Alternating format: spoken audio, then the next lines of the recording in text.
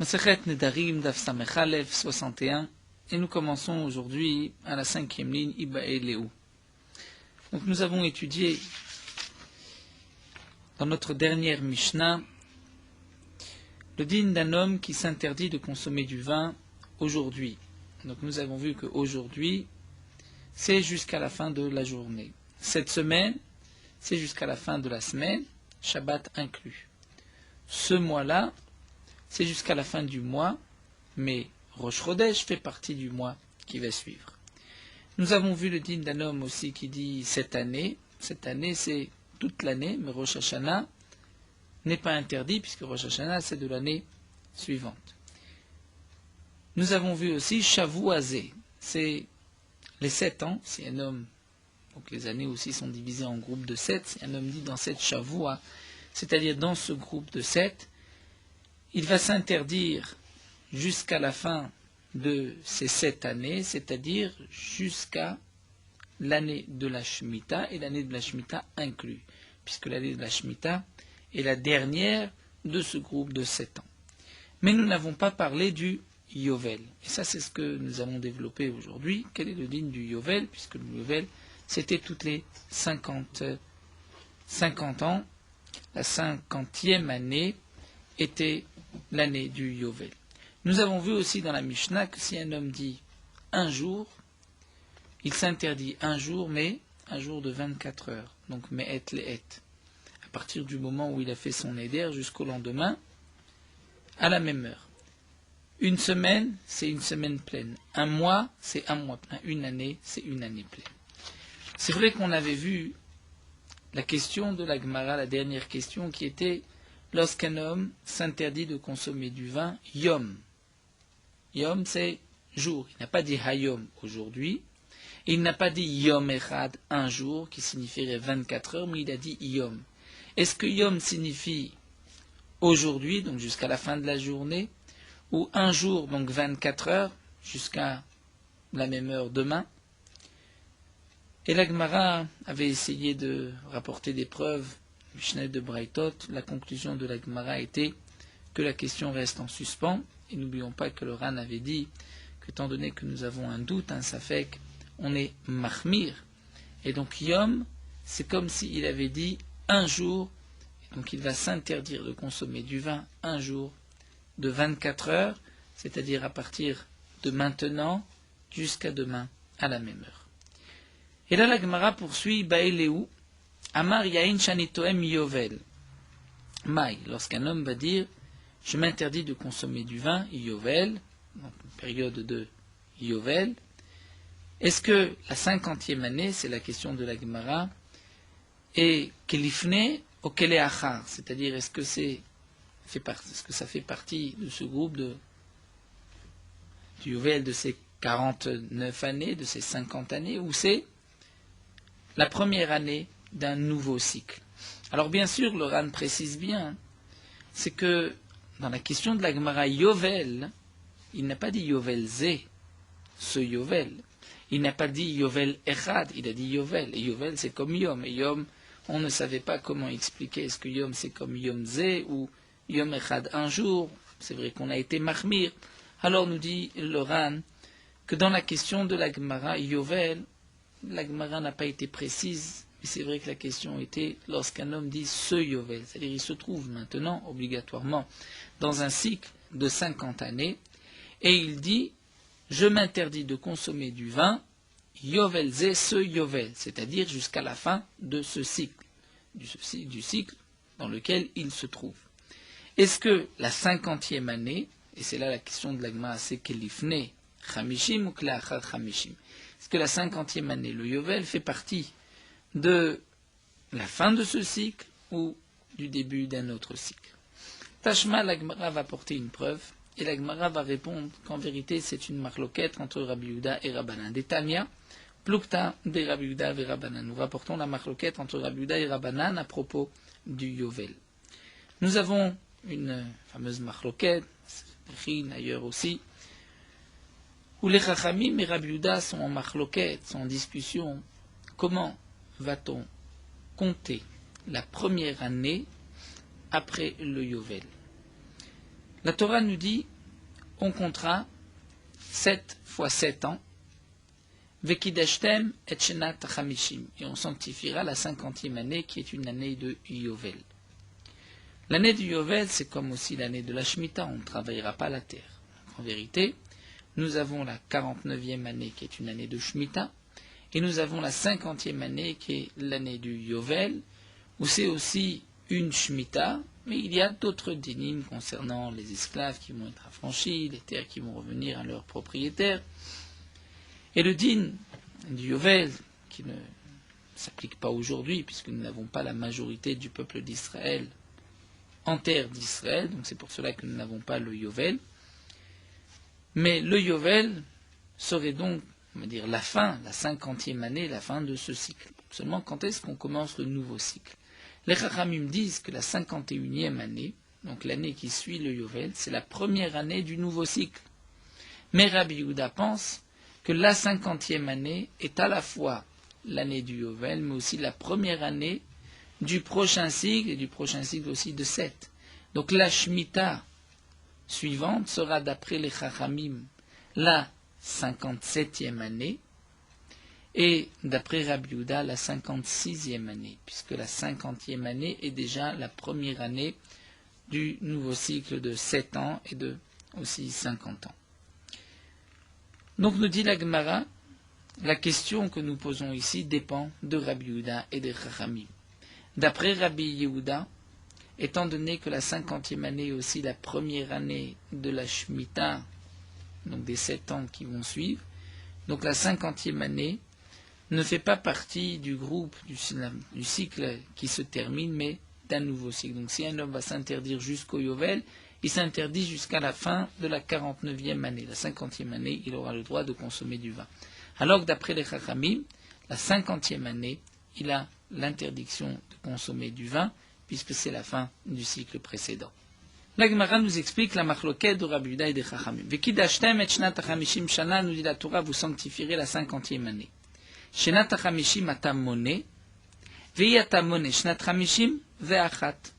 Tu vas compter la 50e année comme étant l'année du Yovel, la 50e année, mais tu ne vas pas compter la 50e année comme étant la 50e année et aussi la première année du cycle de Shemitah suivant.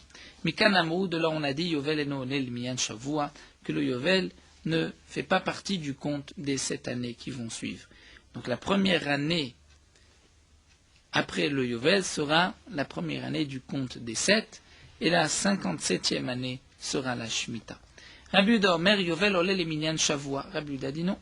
Le Yovel peut faire partie du compte de la première année, donc la Shemitah sera la 56e année. Amroulo le Rabbi Yehuda, on a dit Rabbi Yehuda, Ari Omer, pourtant c'est marqué dans le pasuk, Shesh shanim tizra sadecha. Pendant 6 ans tu pourras semer ton champ. Alors que d'après toi, Rabbi Yehuda, puisque le Yovel c'est la première année, et que la première année, étant donné que c'est le Yovel, on n'a pas le droit de travailler la terre comme la Shemitah, donc il ne reste plus Venkan et la Chamesh, jusqu'à la Shemitah suivante, qui est la 56e année. Il n'y a que 5 ans, pourtant la Torah dit, 6 années, tu pourras semer ton champ. Amar Lahem, et Rabbi Yehuda a répondu, mais d'après vous aussi, les Divrei, comment allez-vous expliquer le pasuk Kareu Omer, c'est marqué, Ve'asat et atvoa l'ishlosh hashanim. La Torah nous dit à propos de la fameuse question, mais que va-t-on manger l'année de la Shemitah? La Torah nous dit, Vitziviti et Birkati, et Kadosh Baruch Hu va ordonner sa bracha, son abondance, la 6e année, et la récolte sera suffisante pour 3 ans. Pour 3 ans, parce que nous avons besoin l'année de la 6e année, la 7e année et la 8e année, le temps de semer, de pouvoir récolter. Eh bien, nous dit Rabbi Yehuda, d'après les Chachamim, puisque nous avons la 49e année qui est la Shemitah, la 50e année qui est le Yovel, donc la 48e année, veille de Shemitah, la terre doit donner pour 4 ans, et non pas pour 3 ans. Elle doit donner pour la 48e année, pour la 49e année, la 50e, mais aussi la 51e. Donc nous dit Rabbi Yehuda, comment allez-vous expliquer le pasuk?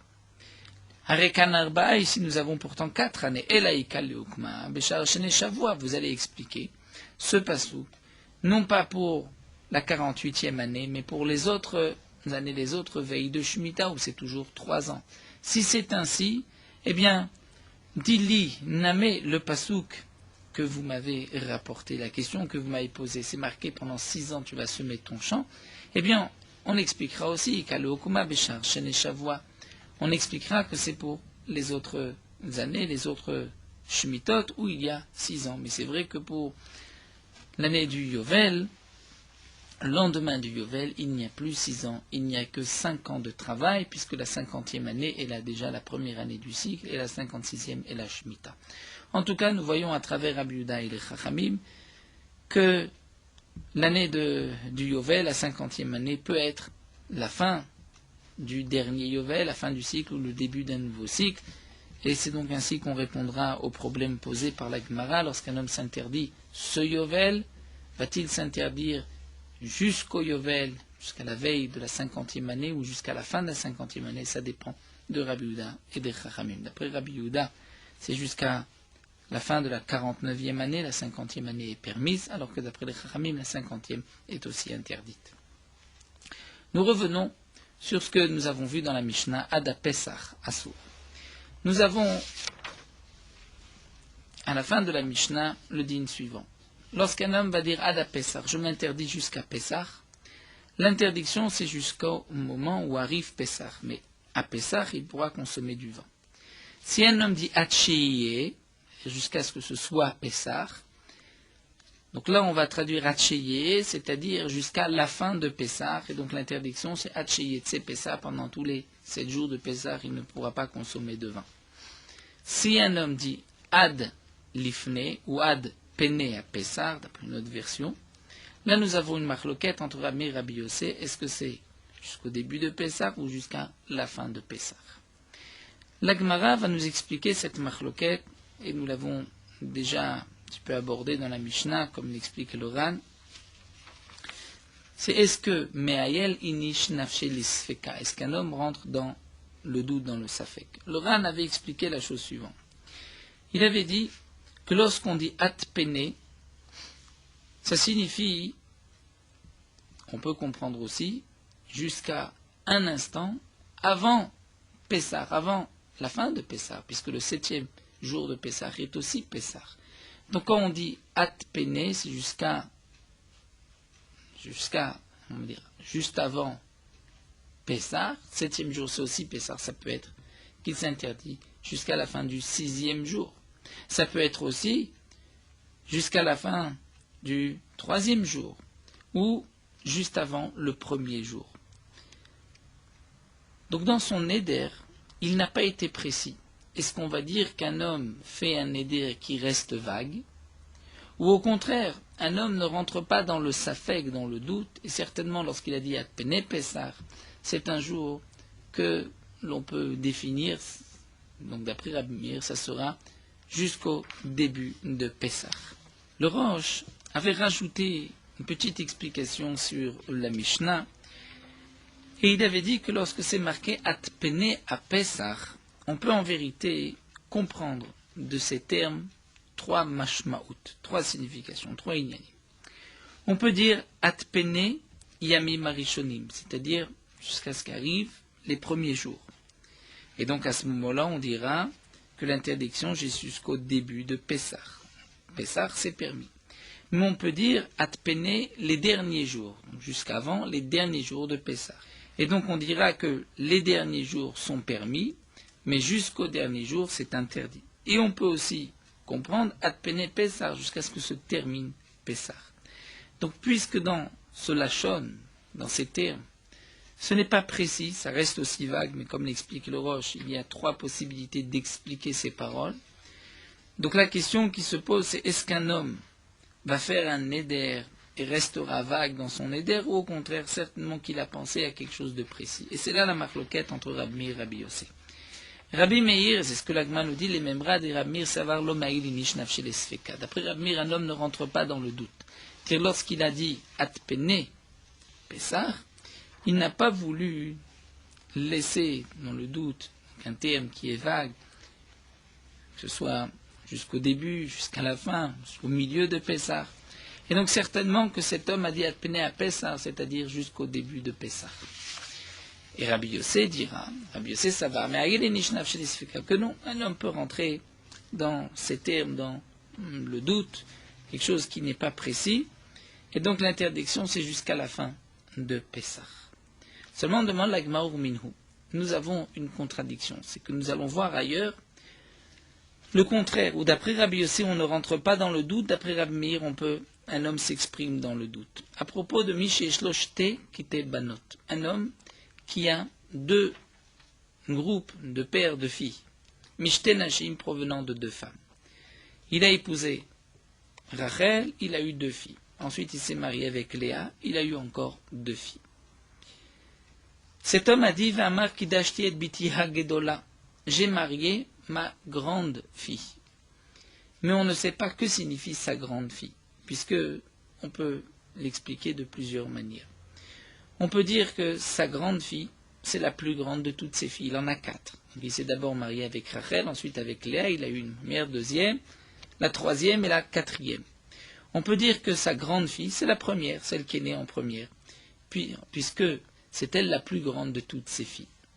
Mais on peut dire aussi que la grande fille, c'est la troisième, qui est la plus grande des filles de Léa, de la deuxième femme. On peut expliquer aussi que sa grande fille, c'est la deuxième, qui est plus grande que les deux dernières. Et donc, nous dit la Gemara, Veni Yodea, je ne sais pas, Imgdola Shebekdolot, si c'est la première qui est la plus grande de toutes. Imgdola Shebektanot, ou la plus grande, donc la troisième, donc qui est la première de sa deuxième femme. Vim Ktana Shebakdolot, peut-être que c'est la petite des grandes. Shigdola Minagdola Shebaktanot, donc la seconde, qui est, c'est vrai, petite par rapport à la première, mais qui est grande par rapport aux deux qui suivent, aux deux filles de Léa. Elle est la Gdola, Mina Gdola chez Baktanot. Elle est plus grande même que la grande des petites, de celle de Léa. Et donc, puisqu'on ne sait pas, cet homme, quelle est la fille qu'il a mariée, Kulan Asurot, toutes ces filles vont être interdites, à l'exception, bien sûr, de la dernière, Minaktana Shebektanot, puisque la dernière, c'est sûr qu'il ne l'appellera pas la grande. Divrei Rabbi Meir sont les paroles de Rabbi Meir. Donc le Chutz Minaktana, on va le placer juste avant Divrei Rabbi Meir. Rabbi Yossé nous dit, Kulan Mutarot, Chutz Minagdola Shebagdolot. Rabbi Yossé dit que non. Toutes ces filles sont permises, c'est-à-dire elles ne sont pas considérées comme mariées, à l'exception de la plus grande, Gdola Shebagdolot, la première. Certainement que cet homme a marié la première. Donc on voit ici que d'après Rabbi Yossé, on ne rentre pas dans le doute. Lorsqu'il a dit « j'ai marié ma grande fille », certainement qu'il a marié la plus grande de toutes ses filles. Alors que d'après Rabbi Meir, on rentre dans le safek. Peut-être que c'est la première, peut-être c'est la deuxième, peut-être c'est la troisième. Donc c'est contraire à ce que nous avons vu dans notre Mishnah. Amar Rabbi Chanina baravdimi amarav mukhlefet hashita. Afranna baravdimi nous dit au nom de Rav qu'effectivement dans notre Mishnah on va inverser les noms entre Rabbi Meir et Rabbi Yossé. Et donc on va suivre la Mishnah, le din de Kiddushin, où d'après Rabbi Meir, un homme rentre, on va dire, un terme qui peut s'expliquer de différentes manières, il rentre dans le doute, alors que d'après Rabbi Yossé, on ne rentre pas dans le doute. Vatania, nous avons une braïta qui confirme. Zeaklal, voici ce qui est marqué dans une braïta, Kol shezmano kavua vamar ad lifne, si ou atpene, c'est-à-dire que chaque fois qu'il y a un moment fixe, comme Pessah c'est toujours le 15 Nissan, et cet homme a dit atpene, eh bien Rabbi Meir nous dira atcheyetse, jusqu'à ce que se finisse Pessah. Rabbi Yossé mer atcheyagia, jusqu'à ce qu'arrive Pessah. Donc on voit que c'est Rabbi Yossé qui nous dit qu'un homme ne rentre pas dans une expression qui restera vague, donc certainement qu'il a voulu dire au début des premiers jours de Pessah. Le Ran nous rapporte quand même que, d'après ce que nous venons de voir, puisque nous avons la règle que Rabbi Meir, Rabbi Yossé, la halacha est comme Rabbi Yossé, on devrait être posek la halacha comme Rabbi Yossé, et donc lorsqu'un homme s'interdit ad pene Pessah, l'interdiction serait, comme l'a expliqué Rabbi Yossé. Et d'après la conclusion de la Gemara, on va échanger un verset dans la Mishnah Rabbi Yossé et Rabbi Meir, donc d'après Rabbi Yossé, c'est jusqu'au début de Pessah. Seulement, le Ran nous rapporte qu'il y a une autre Gemara dans Masechet Kiddushin, qui nous rapporte aussi cette contradiction. Et la Gemara répond différemment. Ne dit pas qu'on va inverser les noms de Rabbi et Rabbi Yossé, mais la Gemara répond que leur marloquette, chez nous dans Nedarim, c'est qu'est-ce que signifie Atpene. D'après l'un, Atpene, on expliquera jusqu'au début de Pessah, et l'autre, jusqu'à ce que se termine Pessah, Mitpane, Pisra. Donc Pene, on pourrait dire jusqu'à la face, dire le début, ou Mitpane, que se termine Pessah. Donc d'après la Sugia de Masechet Kiddushin, on ne doit pas inverser entre Rabbi et Rabbi Yossé. Si la lacha est comme Rabbi Yossé, donc on devra dire que lorsqu'un homme s'interdit ad pene Pessah, il va s'interdire jusqu'à la fin de Pessah, comme c'est marqué dans la Mishnah, d'après Rabbi Yossi. Donc nous avons en vérité deux sugyot. Notre sugya dans Masechet Nedarim, qui inverse Rabbi et Rabbi Yossé. Donc la halacha est comme Rabbi Yossé, on devrait dire jusqu'au début de Pessah. Et d'après la conclusion de la Gemara dans Masechet Kiddushin, Rabbi Yossé aurait dit jusqu'à la fin de Pessah, et donc l'interdiction serait jusqu'à la fin de Pessah. Comment va-t-on trancher? Eh bien, le Ran nous rapporte que c'est une marloquette entre le Rambam et le Ramban. Le Rambam explique que, d'après Rabbi Yossé, on maintient que c'est jusqu'au début de Pessah, comme la Sugia d'ici. La preuve, nous dit d'ailleurs le Ran, c'est que nous avons une braïta qui confirme que Rabbi Yossé pense jusqu'au début de Pessah. Mais le Ramban n'est pas d'accord, et le Ramban est posek comme la Gemara dans Masechet Kiddushin, et donc, d'après Rabbi Yossi, on interdit jusqu'à la fin de Pessah. On poursuit avec une nouvelle Mishnah, Ada Katsir, lorsqu'un homme s'interdit jusqu'au Katsir. Katsir, c'est le moment où on va couper le blé. Ada Batsir, la Betsira, c'est lorsqu'on va couper le raisin, la récolte du raisin. Ada Messik, c'est la récolte des olives. Eh bien, un Oasur et la Hachiyagiya. Son interdiction, c'est seulement Hachiyagiya, jusqu'à ce qu'arrive ce moment. Jusqu'au Katsir, je m'interdis jusqu'au Katsir, jusqu'à la moisson, c'est jusqu'au moment où on va couper le blé. Ada Batsir, jusqu'au moment où on va couper le raisin. Zéaklal, voici la règle, nous dit la Mishnah, Kol Shezmano Kavua, lorsque le moment est fixe, comme par exemple Katsir, Batsir, eh bien, Ve'amar, il a dit Hachiyagiya, jusqu'à ce qu'arrive le Katsir, le Batsir, Asur, Hachiyagiya. Il va s'interdire jusqu'au moment où arrive le Batsir, le Katsir, puisqu'il a dit Ada Katsir. Ou de même pour Pessah, comme nous avons vu. Lorsqu'un homme dit Ada Pessah, c'est jusqu'au début, donc jusqu'au premier jour de Pessah. Et lorsqu'il va dire Amar Hatcheyee, jusqu'à ce que soit ce moment qui est un moment fixe, Asur Hatcheyetse. Il va s'interdire Hatcheyetse jusqu'à ce que se termine, puisque Hatcheyee, on va traduire jusqu'à ce que se termine. Donc là, le Katsir, jusqu'à ce que se termine le Katsir. Mais lorsque le Zman n'est pas Kavua, c'est-à-dire il n'y a pas vraiment de moment fixe, alors dans ce cas-là, on dira Ben Amarachi et Ben Amarachi Yagia et Noasur ila Hachi Yagia. Qu'il est dit Hachiye ou Ad Sheyagia, l'interdiction c'est seulement Ad Sheyagia jusqu'à ce qu'arrive ce moment, puisque ce n'est pas un moment fixe. Là, on ne fait pas de différence entre Ad Sheyagia ou Ad Sheyehi. Donc là, nous avons expliqué que Zmano Kavua, c'est comme Katsir et Batsir que nous venons de voir dans la Mishnah. Et En Zmano Kavua, où le temps n'est pas fixe, c'est autre chose qui n'est pas mentionné dans la Mishnah, mais qui serait, comme le rapporte ici par exemple Tosfot, lorsqu'un homme dit jusqu'au moment Hatcheyeler Pluni le Makom Pluni, jusqu'au moment où un tel va aller à tel endroit. On ne sait pas combien de temps il va mettre pour aller à tel endroit. Donc d'après cette explication, Katsir, Batsir et Masik, c'est aussi un Zman Kavua, un temps fixe. Et donc on fera la différence s'il a dit Ad Sheyagia, donc Ad Katsir c'est Ad Sheyagia, ou Ad Sheyee, qui signifie jusqu'à la fin. Mais nous avons une autre explication dans les Rishonim, comme le rapporte aussi le Ran. Le Ran nous dit que le Katsir n'a pas de moment fixe. Mais que signifie Zmano Kavua? C'est comme par exemple Pessah, que nous avons vu, les fêtes, c'est Zmano Kavua. Mais Zmano She'eno Kavua, c'est Ada Katsir, Ada Batsir.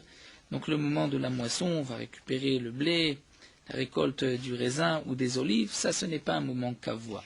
Et donc il faudra dire, d'après cette explication, que ce qui est marqué adakatir, adabatir, adamasik, l'interdiction c'est seulement acheyagia, c'est pas seulement lorsqu'il a dit adakatir, mais même lorsqu'il a dit acheyee. Donc que ce soit acheyagia ou acheyee, donc ça ce sont deux explications possibles rapportées dans les Rishonim. Les Rishonim qui expliquent que enzmano kavua, le temps n'est pas fixe pour le katir, batsir, le masik, c'est comme l'explique le Ran dans la Mishnah, et l'explication du Ran sur la Mishnah se trouve dans Midalef, ou comme l'explique ici le Roche, c'est qu'on ne sait pas combien de temps dure le moment de la moisson, on va couper le blé, ou on va couper, faire la cueillette du raisin, des olives ou des figues. Et donc c'est pour cela que, puisque le temps n'est pas fixe, lorsqu'un homme a dit Hacheyeh, on ne dit pas, on n'explique pas que ça signifie jusqu'à la fin. Alors que Pessah, puisqu'on sait que c'est 7 jours, Sukkot c'est 7 jours plus Shmini Atzeret, Shavuot c'est un jour, on sait bien qu'il y a un temps précis, et donc lorsqu'il a dit Hacheyeh, c'est jusqu'au moment où se termine cette fête. La Mishnah continue et nous dit, lorsqu'un homme va dire Ada Kaitz, jusqu'au Kaitz. Que signifie Kaitz? Kaitz on traduit par l'été. Mais les Rishonim nous précisent ici que Kaitz, nous dit le Ran, signifie le moment de l'équitat perot, du moment où on va récupérer les teinim, perot teinim. Lorsqu'on va récolter les figues, c'est ce qu'on appelle le Kaitz. Pourquoi? Parce que les figues, on les coupait avec la main. Lorsqu'on coupe avec un couteau, ciseau, c'est appelé chaticha. Mais kaitz, c'est lorsqu'on coupe avec la main. Donc lorsqu'un homme dit ada kaitz, c'est jusqu'au moment acheya kaitz, ou qu'il est dit ada kaitz ou acheya kaitz, c'est acheya triloam lachnis bekalkalot. C'est jusqu'au moment où les gens vont rentrer, vont mettre dans des paniers des figues qu'ils ont coupées avec la main. Et donc là, Loran nous dit que, puisque kaitz, couper les teinim, les figues, ce n'est pas un zman kavua, donc il est dit ada kaitz ou achea kaitz, c'est jusqu'au début, et au début, c'est jusqu'au moment où les gens vont commencer à mettre dans des paniers, kalkalot. Achea avor a kaitz, mais si un homme précise bien jusqu'à ce que se termine, chez avor, que passe le kaitz, au moment où on va couper les figues, alors on dira achea kapilu amiktsoot, c'est-à-dire jusqu'au moment où on va ranger les couteaux. De quel couteau il s'agit? Nous explique le Ran, ce n'est pas les couteaux avec lesquels on va couper les figues, puisque nous avons vu qu'on les coupe, on les détache avec la main, mais c'est un couteau qu'on va utiliser pour pouvoir faire ces fameux igoulim, ces pains de figues. Et on prenait des figues dans un tonneau en rond et on les écrasait, on les laissait sécher, et donc on avait besoin aussi d'un couteau pour faire ces igoulim-là, et ce couteau était appelé les meketsuot, et donc jusqu'au moment chez les kapilou, c'est-à-dire on va les ranger, les Rishonim disent au moment où on va les ranger dans leur étui. La Gemara poursuit, nous dit donc, nous avons vu dans la Mishnah les achnis bekalkalot, donc ada kaitz ou achea kaitz, jusqu'au moment où les gens vont rentrer pour mettre leurs figues dans des paniers. Tana, kalkala chez Amrou, kalkala chez le teinim, velo kalkala chez l'anavi. La kalkala dont nous parlons ici, c'est la kalkala des teinim, des figues, et non pas du raisin, puisque le raisin n'est pas coupé n'est pas détaché avec les mains, mais il est coupé avec un couteau.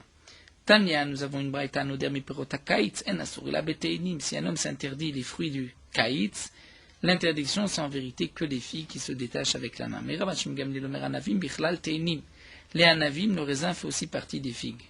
Maïtama de Tanakama, quelle est la raison de Tanakama? La Gemara répond que savar teinim mikatsan biyada anavim. Mikatsan biyada, d'après Tanakama, kaitz signifie les figues et non pas le raisin, puisque c'est les figues qu'on détache avec la main et le raisin on le coupe avec un couteau, donc ça s'appelle khatira. Alors que d'après Rabban Shimon Gamliel, lui pense que anavim name kimera dedan mikatsatsan beyada. Lorsque les tiges des grappes de raisin peuvent sécher, à ce moment-là on pourra même les détacher avec la main, et donc c'est pour cela que le raisin est aussi appelé kaitz d'après Rabban Shimon Gamliel. Donc si un homme s'interdit perota kaitz, d'après Tanakama ce n'est que les figues, d'après Rabban Shimon Gamliel c'est même le raisin. Là, nous allons nous arrêter ici et nous reprendrons la suite de la Mishnah d'Av Samech Bet. Merot halacha d'Av Samech Aleph.